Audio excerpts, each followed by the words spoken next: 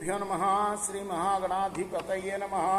శ్రీ సరస్వత్యే నమః. భక్తులరా, వాల్మీకి మహర్షి రచించిన శ్రీమద్ రామాయణం యథాతథంగా చెప్పుకున్నాం. ప్రతి శ్లోకం దాని అర్థం. ఇందులో భాగంగా నిన్నటి వరకు బాల అయోధ్యారణ్య కిష్కింద సుందర యుద్ధకాండలు పూర్తి చేసాం. ఉత్తరాఖండ్లో కూడా మనం 30 సర్గలు పూర్తి చేసి 31వ సర్గలోని 9వ శ్లోకం వరకు చెప్పుకున్నాం. ఈ రోజున 10 నుండి కొనసాగిద్దాం. కొనసాగించే ముందు వాల్మీకి మహర్షిని ప్రార్థన చేసుకుందాం. పూజంతన్ రామ రామేతి మధురం మధురాక్షరం ఆరుహ్య కవితా శాఖం వందే వాల్మీకి కోకిలం. అంజనానందనం వీరం జానకి శోకనాశనం కపీశమక్షంతారాం వందే లంకా భయంకరం. సదా నింబవృక్షస్య మూలాధివాసా సుధాశ్రావిణం తిక్తమప్యప్రియంతం తనుం కల్పవృక్షాదికం సాధయంతం నమామీశ్వరం సద్గురుం సాయినాథం. సమర్థగురు సాయినాథ్ మహారాజ్ की जय. తమేవ దివసం శోధ రావణస్తత్రాగతః రావణో రాక్షసేంద్రస్తు తస్యామాచ్యా న పృచ్ఛత.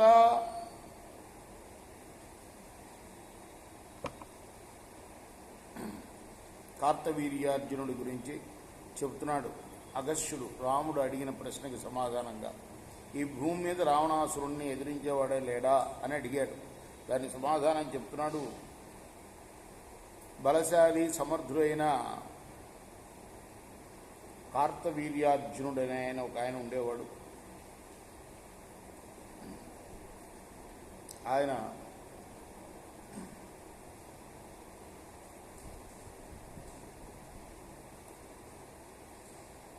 ఒక రోజున నర్మదా నదిలో తన స్త్రీలతో కలిసి స్నానం చేస్తున్నాడు.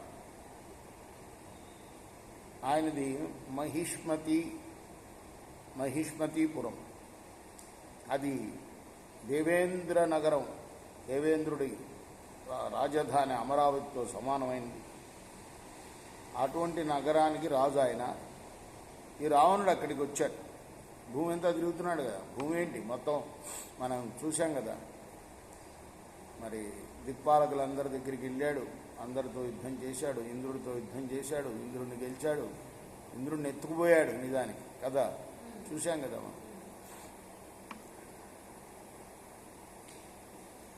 ఇవన్నీ జరిగిన తర్వాత అడుగుతున్నాడు, అసలు వాడిని గెలిచే యోధుడే లేడా భూమి మీద అని అగస్త్యుడు అడిగితే ఈ కార్తవీర్యార్జునుల గురించి చెప్తున్నాడు అన్నమాట. ఈ రావణుడు అక్కడికి చేరాడు మహిష్మతీపురం. తమేవ దివసం శోధా రావణస్తత్రాగతః రావణో రాక్షసేంద్రో తస్యామాచ్యా న పృచ్ఛత కార్జునో నృపతి శీఘ్రం సమ్యగాఖ్యాతుమర్హత రావణో హమను ప్రాప్తో యుద్ధేప్సున్ నృపరణేన. వాడన్నాడు అక్కడ వాళ్ళతో, ఎక్కడున్నాడు కార్తవీర్యార్జునుడు చెప్పండి, నేను రావణుణ్ణి, ఆయనతో యుద్ధం చేయడానికి వచ్చాను అన్నాడు. మమాగమనమప్యగ్రే యుష్మాభిః సన్నివేజ్యతాం ఇచ్చేవన్ రావణేనోక్తా తే అమాచ్యాసు విపశ్చితః అబ్రువన్ అబ్రహీం రాక్షసపతిమసాం నిత్యం మహీపతే. అసాన్నిత్యం. మీరు వెళ్ళండి, నేను వచ్చినట్టుగా అతనికి తెలపండి అన్న రావణుడి యొక్క మాటలు విని ఆయన మంత్రులు, ఎవరు కార్తవీర్యార్జునుడికి మంత్రులు, రాజు అక్కడ లేడనే విషయాన్ని రావణుడికి చెప్పారు. శ్రుత్వా విశ్రవసః పుత్ర, మాట వినగానే విశ్రవసు పుత్రుడైన రావణాసురుడు పౌరాణామర్జునం గతం అపన్సృత్యాగతో వింధ్యం హిమవత్ సన్నిభంగిరిం. అతను ఎక్కడికి వెళ్ళాడో తెలుసుకున్నాడు రావణాసుడు. అక్కడికి వెళ్ళాడు. సతమభ్రమివావిష్టం ఉద్భ్రాంతమివ మేదినం అపశ్యద్రావణో వింధ్యం ఆరికం తమివాంబరం సహస్రశిఖరోపేతం సింహాజ్జుషిత కంధరం.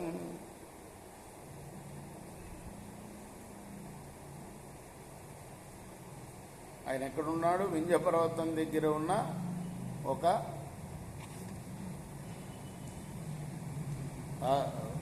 వింధ్యపర్వతం సమీపంలో ఉన్న నర్మదా నదిలో స్నానం చేస్తున్నాడు కదా.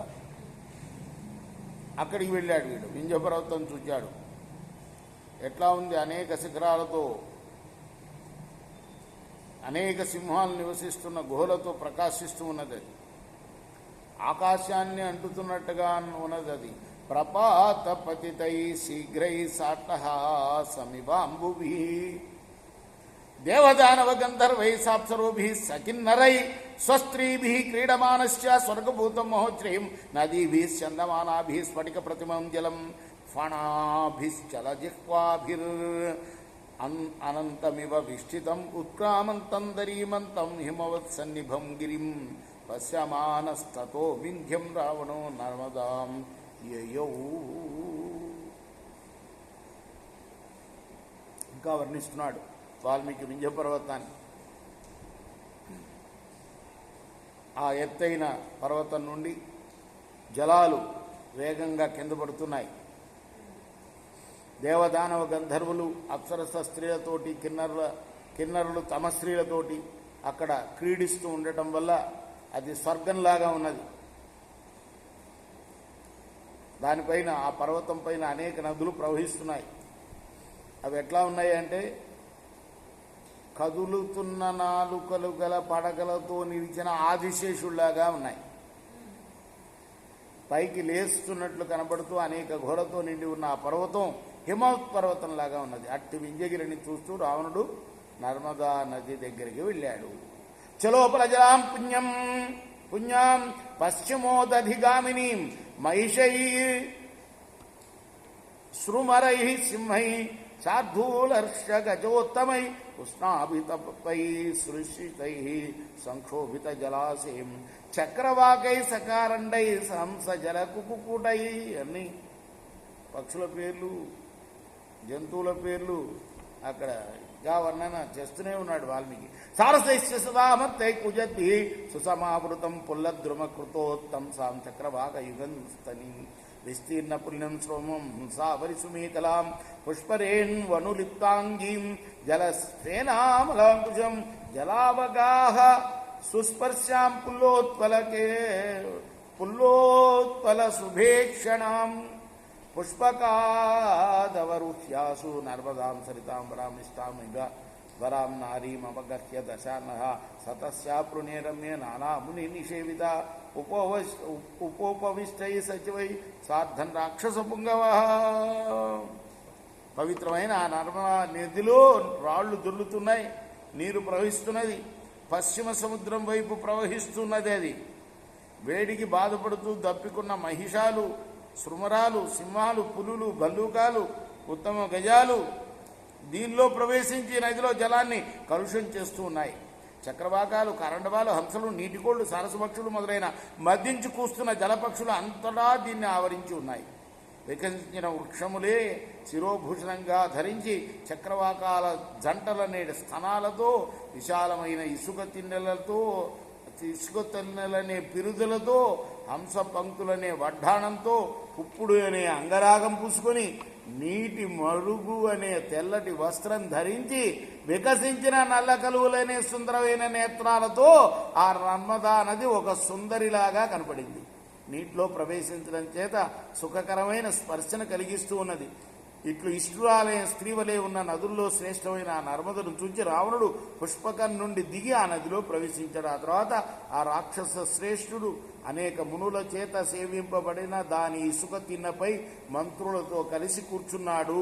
రేపు మనం 26వ శ్లోకం నుండి కొనసాగిద్దాం. కృష్ణార్పణమస్తు. సాయి కృష్ణార్పణమస్తు.